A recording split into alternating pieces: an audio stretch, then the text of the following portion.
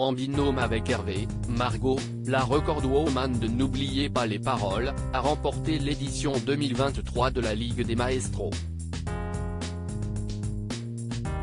Elle s'est confiée auprès de Télé Loisirs sur cette victoire, sa première dans une compétition spéciale Maestro.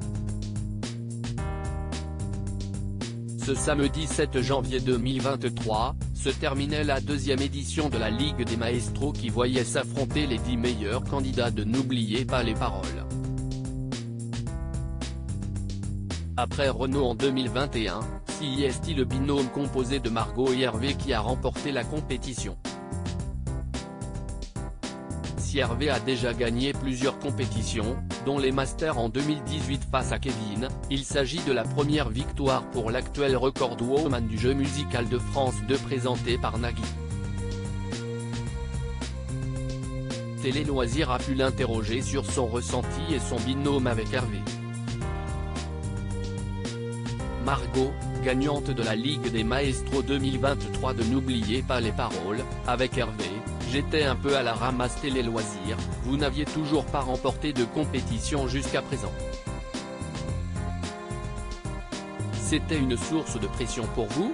Margot, au début oui, j'étais un peu dans cette vision-là mais maintenant plus trop. Je suis venu vraiment relax, je ne me mets plus de pression. Je me suis dit que si je gagnais c'était cool et si je perdais, ça ne serait qu'une de plus depuis que je suis maestro. Qu'avez-vous ressenti en apprenant que vous étiez en binôme avec Hervé ? J'étais super contente parce qu'Hervé est très fort. Après, sur les 10 participants, personne n'est nul de toute façon. J'avais perdu contre lui au Master 2021 donc j'étais contente là de jouer avec lui. Je ne me suis pas dit qu'il fallait que j'assure parce qu'il est super fort mais plus qu'on allait passer un bon moment. Tout s'est joué lors du dernier match face à Renaud et Caroline.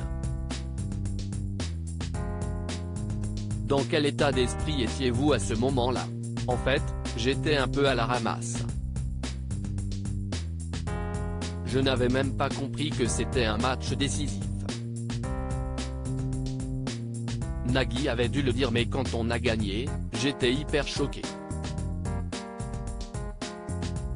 Donc juste avant, je n'avais pas trop la pression.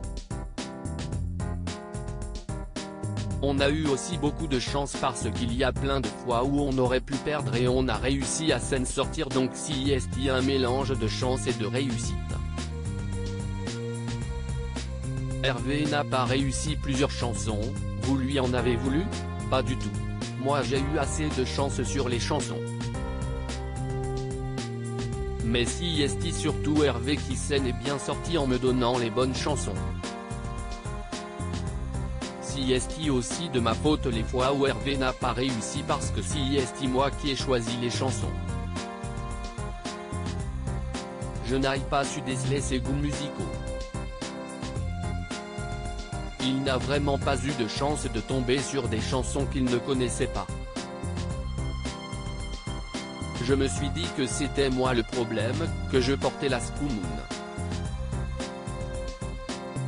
Les gens doivent en avoir ras le bol de voir ma tronche tout le temps depuis les Masters en novembre. Avez-vous déjà repris les révisions ? Les gens s'imaginent que comme j'ai un emploi du temps assez libre, je bosse toute l'année. Mais souvent, je travaille vraiment intensément les 3 derniers mois. Mais j'écoute tout le temps des chansons, donc les musiques récentes rentrent automatiquement. Manon fait actuellement un parcours incroyable dans la version quotidienne. Avez-vous peur pour votre record ? En vrai, ça serait mentir de dire que je ne flippe pas à chaque fois qu'il y a quelqu'un de très fort. Même si, effectivement, ça ne va pas changer ma vie, ça sera quand même une page qui va se tourner le jour où ça arrivera. Quand Manon a battu mon record de clochettes consécutives, j'ai envoyé un message pour la féliciter parce que c'est super cool.